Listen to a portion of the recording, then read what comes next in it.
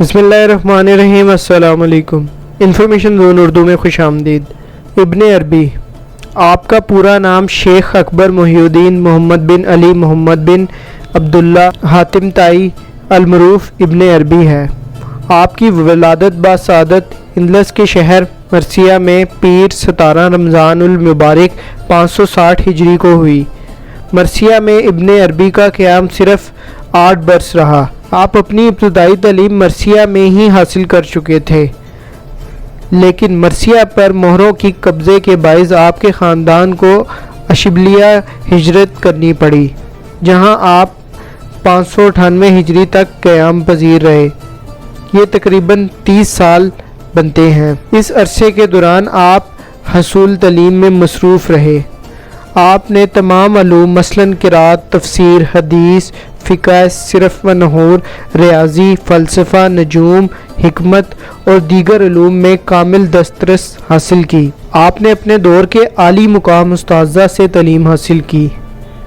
آپ کے اساتذہ کی تعداد 70 تک پہنچتی ہے۔ تصانیف اور تالیفات کی کثرت کے اعتبار سے ابن عربی عالم اور اسلام کی ایسی شخصیت ہیں جن کی برابری کا دعویٰ نہ کسی نے آج تک کیا ہے اور نہ ہی مستقبل میں اس کے کوئی آثار نظر آتے ہیں۔ ابن عربی نے عثمان یحییٰ کے بقول 846 کتابیں لکھی، جن میں کسی دوسری کتاب کا مواد اور حوالہ بہت کم ملتا ہے، یعنی جو لکھا خود لکھا۔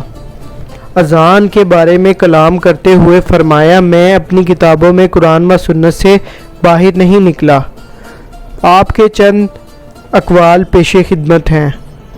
صبر سے بڑا کوئی استاد نہیں ہے اور حکمت صبر کا بچہ ہے۔ اللہ پر بھروسہ کرنے سے ہمارے راستے آسان اور محفوظ ہو جاتے ہیں۔ ہم کسی بھی مسلمان پر لعنت نہیں بھیج سکتے، خواہ وہ کتنا ہی گناہ گار اور ظالم کیوں نہ ہو۔ اللہ سے امید کے لیے ہمیں ایمان کی ضرورت ہے۔ اندلس کے شہر مرثیہ سے طلوع ہونے والا سورج بالآخر دمشق میں غروب ہوا۔